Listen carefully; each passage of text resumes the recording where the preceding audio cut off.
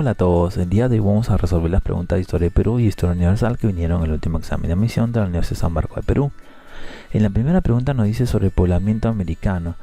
Ahora, se han propuesto teorías que postulan diversas rutas por las cuales los seres humanos llegaron hacia América. Aunque cada teoría se basa en sus propias evidencias, resulta claro que lo que sucede es de que hay varias teorías del poblamiento americano. Por ejemplo, estamos hablando de la teoría asiática de Alex Herlika, que nos dice que el hombre vino hacia América por el famoso estrecho de Bering. La teoría oceánica de Paul Rivet, que nos dice que el hombre viene de Polinesia y la Melanesia.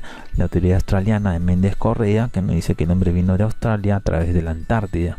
Pero a pesar de eso, estas teorías no se excluyen mutuamente debido a que hubieron diversas rutas que permitieron la llegada del poblador americano en fechas posteriores. Quiere decir que estas rutas no se excluyen mutuamente. La letra C es la respuesta. Vamos a la siguiente pregunta.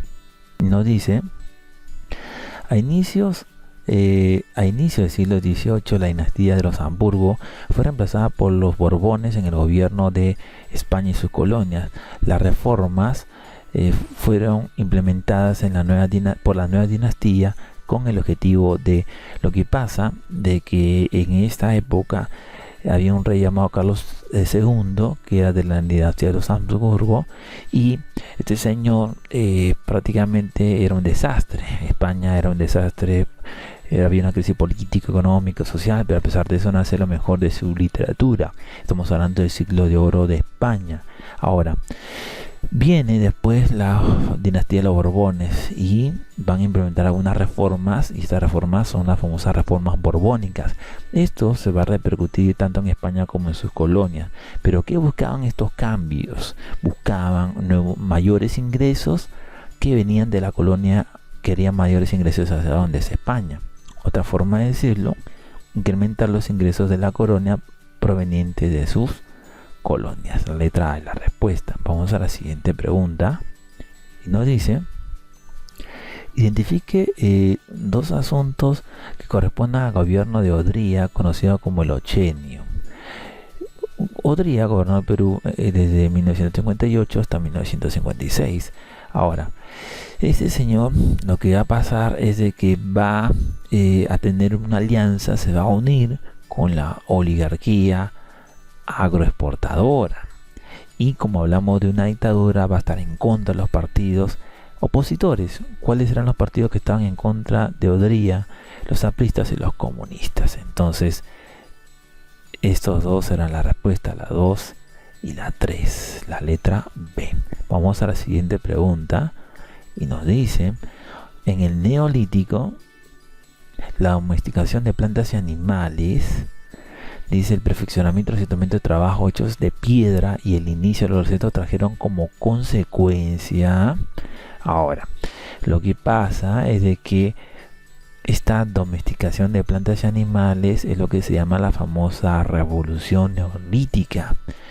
El hombre va a producir sus propios alimentos, no va a depender, digamos, ya de la cacería, sino va a producir sus propios alimentos, y lo que va a traer como consecuencia de todo esto es que van a surgir sitios con arquitectura temprana, como bien lo dice acá, en el creciente fértil. El hombre va a ser ahora ya un sedentario, digamos, se va a establecer, digamos, en un lugar y no va a estar de un lugar a otro.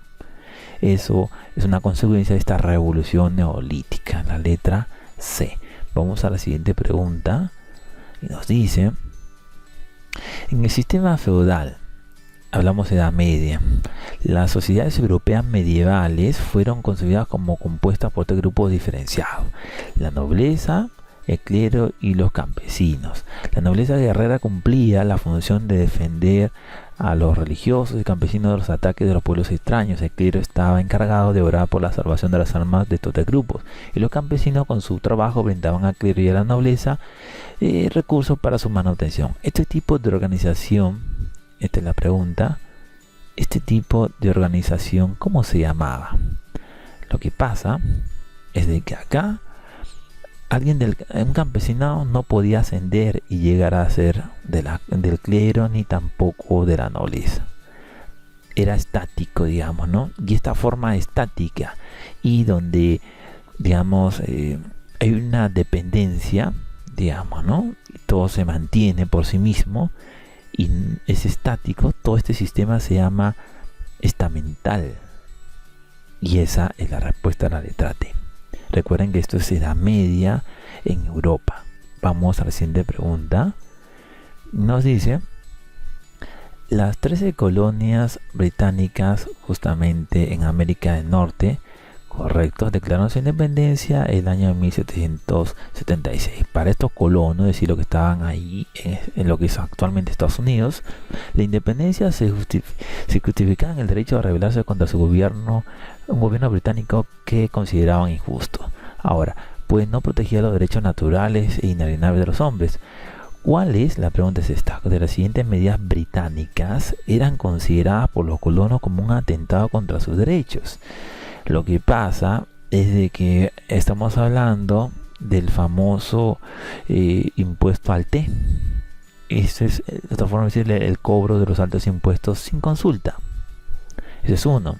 Otro, que estos colonos no podían, ser una autoridad en Gran Bretaña, digamos, ¿no? Entonces, la falta de representantes en el Parlamento británico. Eso era algo injusto que consideraban los colonos en Norteamérica, y luego lograron su independencia el 4 de julio de 1776 y será conocido como Estados Unidos actualmente. La respuesta es la 1 y la 2, la letra D. Vamos a la siguiente pregunta y nos dice: lítico, arcaico y formativo son los nombres que los arqueólogos han dado justamente a las primeras etapas de la historia andina. Hablamos de Perú. Identifique dos características de los grupos humanos que vivieron en periodo lítico. Correcto. Aquí lo que pasa es de que se da el arte rupestre. Estamos hablando de las escenas de caza en Toquepala, la Oricocha, digamos, ¿no? Eso existe hasta el día de hoy. Pero también van a desconocer la cerámica. Esto es algo muy importante. Acá la respuesta es la 3 y la 4. Y recuerden que acá lo más importante es esto: el conocimiento del arte rupestre, digamos, ¿no? Vamos a la siguiente pregunta. Nos dice: el Tahuantinsuyo logró extenderse sobre una amplia región de la cordillera andina. Correcto. Incorporando diversos pueblos de las culturas regionales. El dominio que ejercieron los incas sobre estos pueblos se debió principalmente. Lo que pasa es que los incas sometían a ciertos pueblos, llegaban, los gobernaban, digamos, ¿no? Y se unían a este imperio, digamos, ¿no? Tahuantinsuyo. Pero hay un detalle. Ese Tahuantinsuyo, lo más importante era esta mano obrera, digamos, ¿no? Los famosos Hatun Runas. Y justamente, en otras palabras, justamente era el uso de los recursos humanos. Estamos hablando de estos pobladores conquistados, y también los recursos naturales que se han conquistado para construir un sistema burocrático y militar. Claro que sí. Recuerden ustedes que lo más importante ahí era justamente la mano de obra. La letra D es la respuesta. Vamos a la siguiente pregunta. En el periodo virreinal de la historia peruana del siglo XVI es el tiempo de las reformas borbónicas, correcto, y los movimientos sociales. Ahora, entre los que destaca la figura de José Gabriel Condorcanqui, más conocido como Túpac Amaru II. Su movimiento conmocionó la Sierra Sur e impactó en las amplias regiones de Sudamérica, aunque finalmente fue derrotada. Esta rebelión fue la mayor lucha anticolonial indígena conocida en ese entonces, digamos, ¿no? Acerca del levantamiento de Túpac Amaru se puede afirmar que lo que pasa es que Túpac Amaru se revela porque había un problema entre los corregidores, digamos, ¿no? Y los caciques. Ese es el detalle, ¿no? Una era la autoridad del virreinato y otra la autoridad, digamos, que estaba ahí, digamos, reemplazando a los indígenas, digamos, ¿no? Y Túpac Amaru se va a rebelar, pero luego de esta rebelión se va justamente a eliminar a estas autoridades, caciques, corregidores, y se va a reemplazar por una nueva autoridad llamada el intendente. Entonces, en pocas palabras, ¿qué produjo esta rebelión? Cambios administrativos en el Virreinato de Perú. Administrativos. Por ejemplo, en el caso del intendente, la letra D es la respuesta. Vamos a la siguiente pregunta. Y nos dice, la derrota del Pacífico en 1873 fue un acontecimiento devastador para el Perú. Estamos hablando de la derrota, la guerra entre Perú y Chile, ¿no es cierto? Una de las consecuencias políticas inmediatas, ¿cuál fue? Lo que pasa que luego de una guerra, digamos, lo que pasa es que los militares se pelean por el poder, hay golpes de estado constantemente, y eso se llama el famoso caudillismo militar. Luego de la independencia de Perú se da el primer caudillismo militar, luego de la guerra con Chile se da el segundo caudillismo militar, y luego de los 11 años de Leguía se da el tercer caudillismo militar. Acá es simplemente la respuesta, retorno del caudillismo militar, la letra C. Vamos a la siguiente pregunta y nos dice, establezca las relaciones correctas de los periodos republicanos y, bueno, sus características económicas. La patria nueva justamente es cuando se va a dar la famosa penetración de capital norteamericano, vamos a ponerlo así. Luego en el ochenio de Odría se da la guerra de Corea, pero el Perú es favorecido, hay exportaciones favorecidas por la guerra de Corea, así es. Ahora, la número 3, en la década de 60 se da el apogeo de la pesca industrial en el mar peruano, y finalmente en la República Aristocrática se da el boom de la exportación del caucho amazónico. Acá la respuesta es la letra A, la relación correcta en cada periodo republicano y sus características económicas. Vamos a la siguiente pregunta y nos dice, se define como proceso de hominización la serie de transformaciones físicas y psíquicas que permitieron la evolución de los homínidos al Homo sapiens. ¿Qué atributo del Homo sapiens engloban al mismo tiempo estas transformaciones físicas y psíquicas? Eso es justamente la comunicación mediante el lenguaje simbólico.